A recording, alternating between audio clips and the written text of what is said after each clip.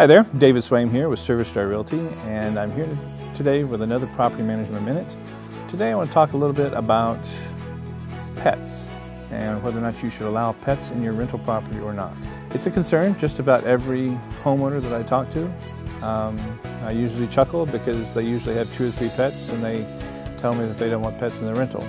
And I quickly point out that many people have pets, and it's their right to be able to not have pets because they're concerned about how other people's pets are going to take care of their property because they know theirs are more behaved than others. But in general, you have to understand that over 60% of the people that are going to be renting properties have pets. And when you say no pets, then you're practically cutting your market more than half. And it's going to take a little bit longer to get your property rented, and it's going to rent for a little bit less. So those are the costs of being able to have to rent without pets. So my suggestion is not to eliminate pets, but to restrict them. So you restrict them to something that's maybe a certain size.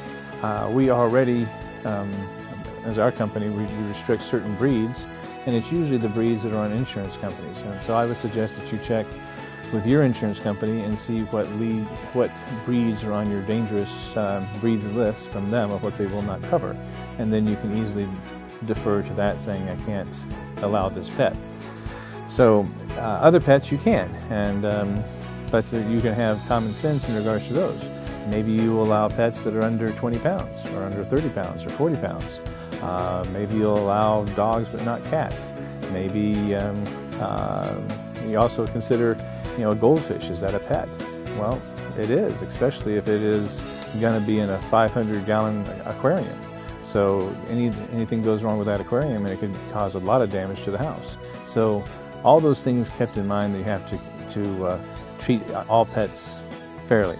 Now, all bets are off when they have a pet that is considered a service animal. So a service animal or assisted animal, those are not pets. The government doesn't look at them as pets, and you can't treat them as pets. You can't charge a deposit. You can't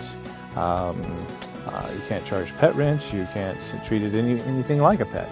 And if you do, you're infringing on their rights that are set up by the American Disabilities Act. So you could be in trouble for that. So those are some fine lines that you have to walk, and have to make sure that you, even though you may not agree that their pit bull is their comfort animal and they need them, that's really immaterial. If they're an assisted animal, they have to be allowed.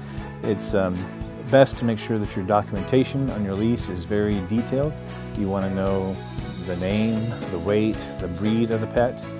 You'd like to have pictures of the pet to make sure that it is one and the same.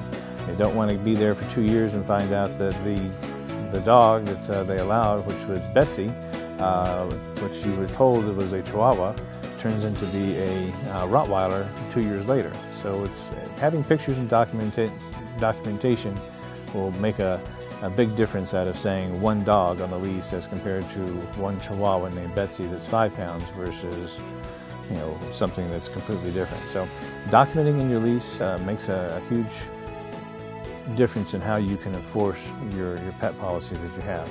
The things to keep in mind is that if it's an assisted animal, it's not a pet, and you can't treat it as such.